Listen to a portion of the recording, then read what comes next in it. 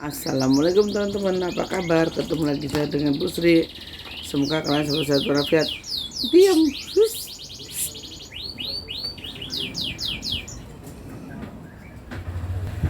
Diam kan burungnya. Diam.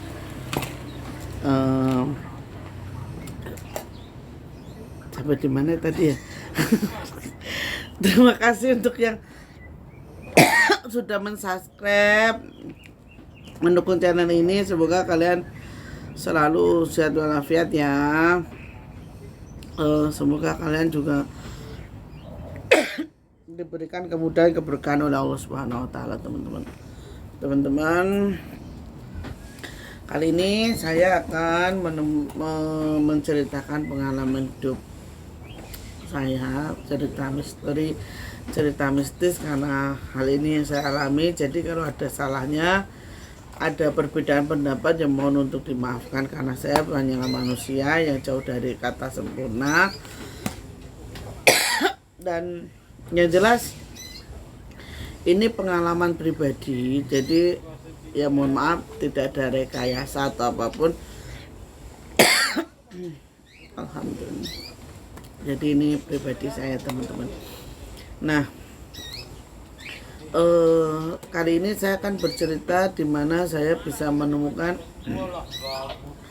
tentang ilmu harga diri dan jati diri, teman-teman.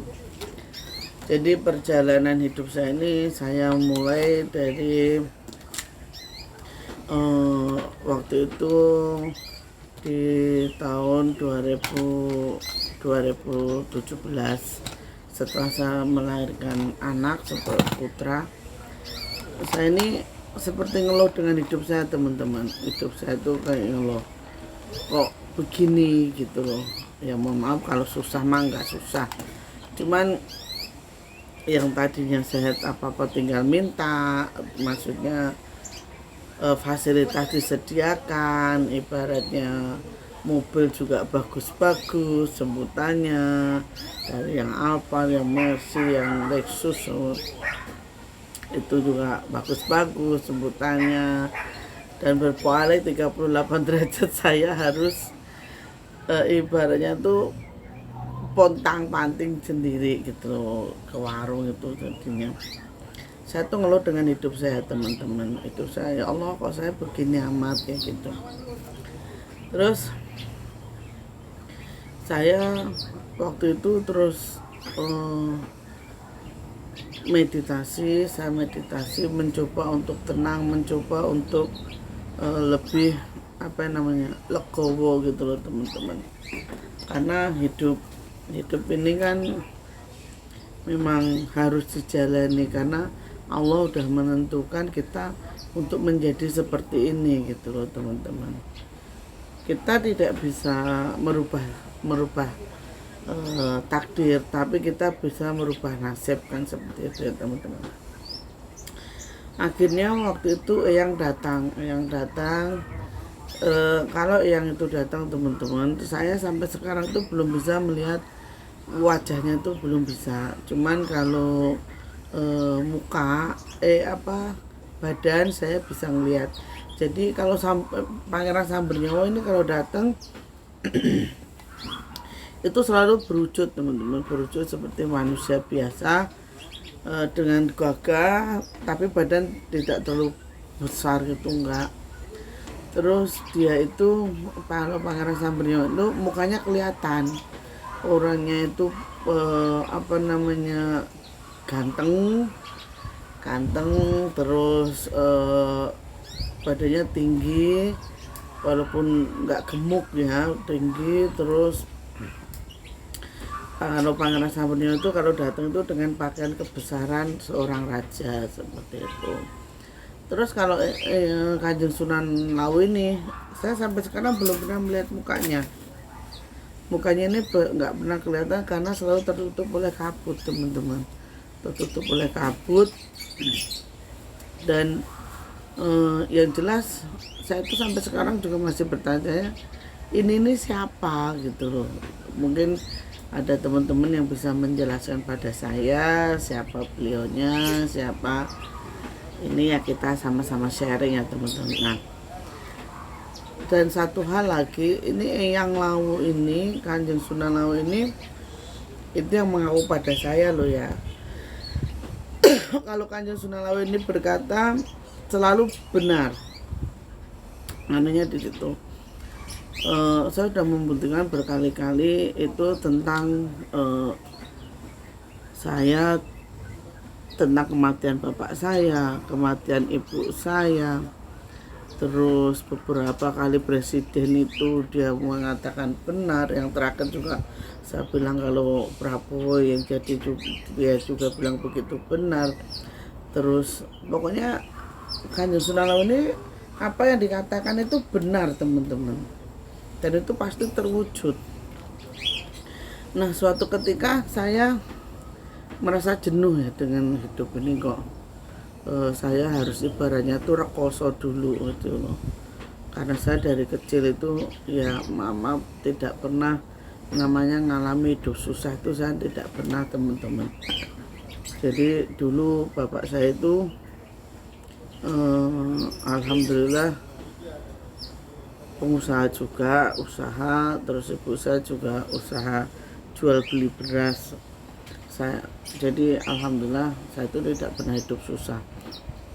Ketika saya di posisi hidup sedang susah itu saya merasa bahwasanya kok hidupku itu seperti ini, saya nggak legowo teman-teman, saya nggak bisa menerima.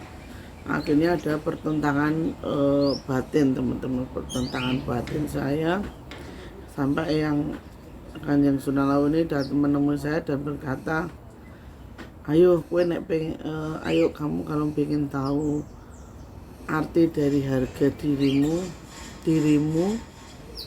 itu kamu, saya bawa. Saya dibawa sama yang ini ke Gunung Lawu teman-teman. Yang ini kalau mau menyadarkan saya itu saya selalu dibawa ke Gunung Lawu. Saya dibawa ke Gunung Lawu, terus pasti saya selalu ditempatkan di batu yang waktu itu saya katakan bahwasanya saya diberdirikan di situ sambil dikasih pedang. Saya selalu ditaruh di situ. Terus yang berkata begini, apakah kamu sebagai manusia itu punya harga diri? Berapa harga dirimu? Terus saya mikir, iya, setiap manusia itu punya harga diri. Terus kalau harga diri itu, berapa harga dirimu? Berapa harga tubuhmu? Masa tubuhmu kamu hargai gitu.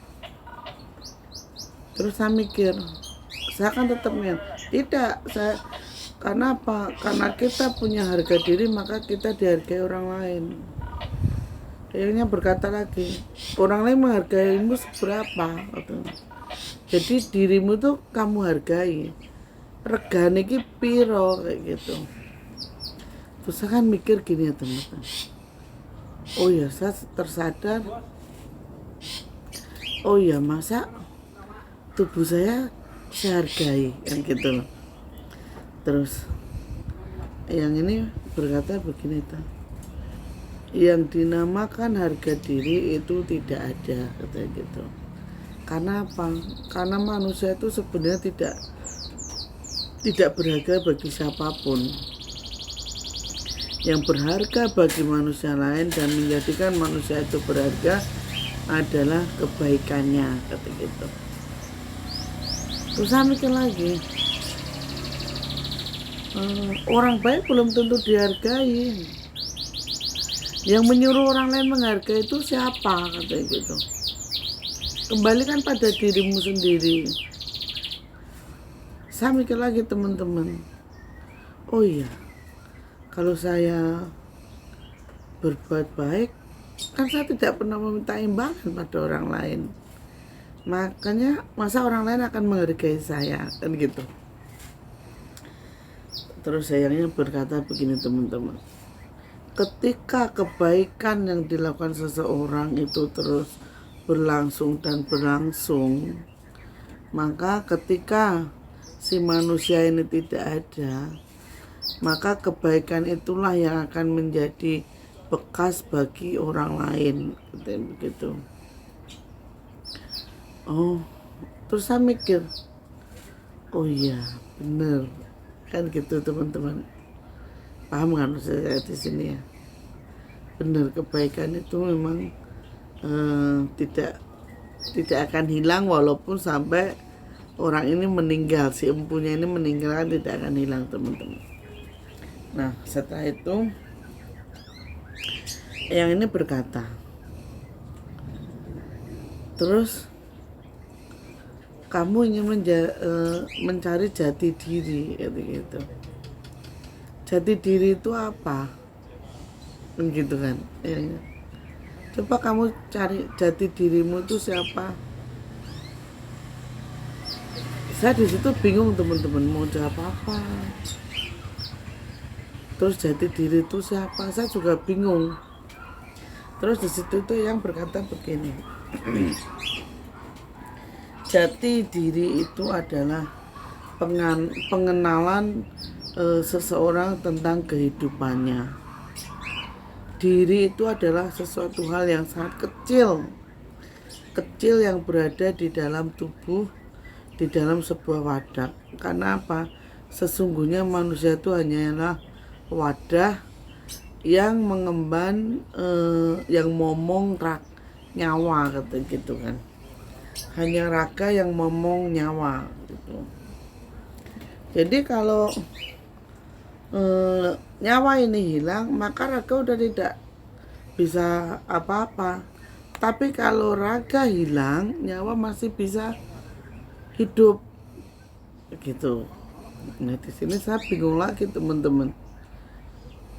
Kalau raga hilang, nyawa hidup. Tapi kalau nyawa hilang, raga mati. Itulah yang dinamakan diri katanya gitu. Waduh, ini berarti ini ilmu makrifat ya. Kalau saya pernah cerita sama seorang itu namanya Mas Anu. Mas Anu ini ilmu makrifatnya itu memang benar-benar sudah top ya. Saya ketemu di Jakarta Mas Anu ini dengan Mbak Ita. Mbak Ita ini dosen di UI, Universitas Indonesia, Fakultas Sastra. Jadi saya bersyukur banget ketemu sama beliau-beliau ini. Jadi saya diceritakan tentang sastra Jawa siapa sih, karena saya perlu bertanya sebenarnya ini bener apa enggak. Terus Mas Anu ini juga meditasinya juga hebat, makanya terus kembali lagi jati diri tadi. Jati ning diri kuwi ya ming awakmu dhewe kayak gitu. Kalau kamu sudah tahu tentang baik dan buruk, kamu sudah tahu tentang sebab dan akibat, maka kamu akan tahu siapa dirimu. Karena dirimu itu tidak perlu dicari kemana-mana. Dirimu itu ada pada tubuhmu kayak gitu. Oh, terus saya berpikir teman-teman, oh iya bener, kalau nyawa hilang, raga sudah tidak ada apa-apanya. Tapi kalau raga hilang, nyawa masih bisa hidup, yaitu tadi kebaikan itu tadi kan. Nah pada akhirnya di situ saya mikir bahwasanya orang itu tidak perlu menyombongkan diri teman-teman. Karena apa? Sebenarnya diri itu adalah hal yang terkecil dalam kehidupan. Hal terkecil dalam kehidupan yang hanya kita dengan Tuhan yang tahu. Orang lain itu tidak tahu teman-teman. Makanya kan kalau peribahasa Jawa itu ada kata cedak tanpa senggolan kan gitu. Nyawiji marang Gusti kan seperti itu. Sebenarnya itu tadi, kita adalah Tuhan. Kok bisa kita adalah Tuhan? Karena apa? Kita itu bisa menciptakan sesuatu dan bisa mematikan sesuatu. Bingung nggak kalian? Jadi sebagai makhluk Tuhan, sebenarnya Tuhan itu ya ada pada diri kita. Nah, ceritanya begini, kenapa kok kita bisa berpendapat bahwa kita adalah Tuhan, ya kan?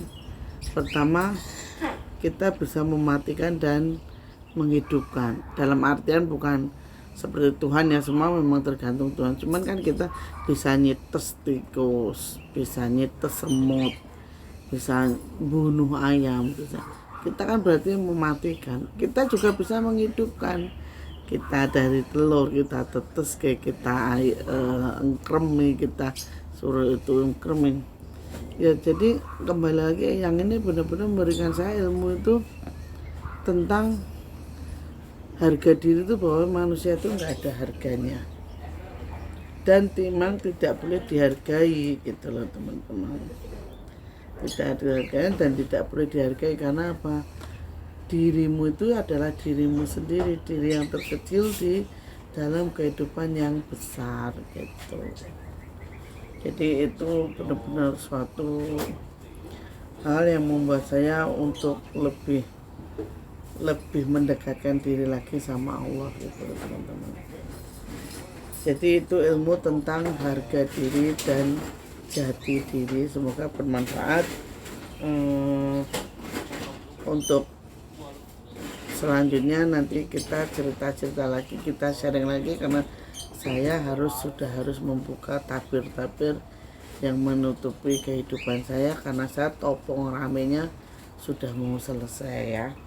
Jadi seperti itu teman-teman. Akhir kata, assalamualaikum warahmatullahi wabarakatuh. Mohon maaf jika ada salah-salahnya. Assalamualaikum warahmatullahi wabarakatuh.